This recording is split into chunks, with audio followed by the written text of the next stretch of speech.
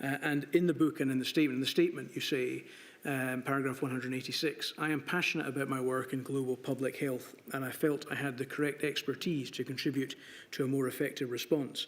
However, it did come at a major cost. All members of the group contributed a significant amount of time on a pro bono basis. I also have been subject to public abuse, death threats, and online conspiracy theories. I got involved because it was literally about life and death.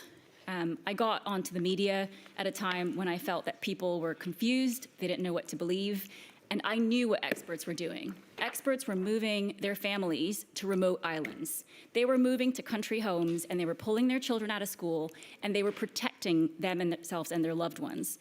Yet that message wasn't reaching the public.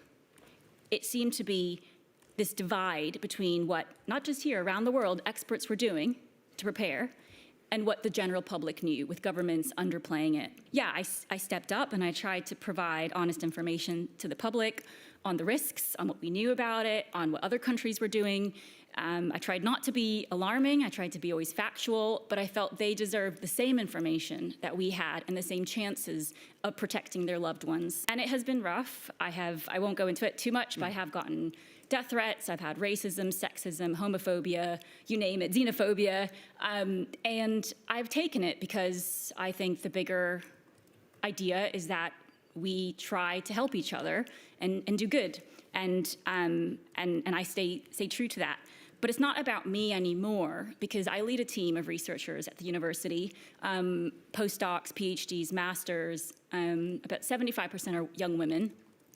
They don't want to go near government service or the media. They've seen too much. And it makes me sad because I've done my tour of duty, I've done my service. My book ends by saying, you know, I'm on to my next things. But who's going to step up next time?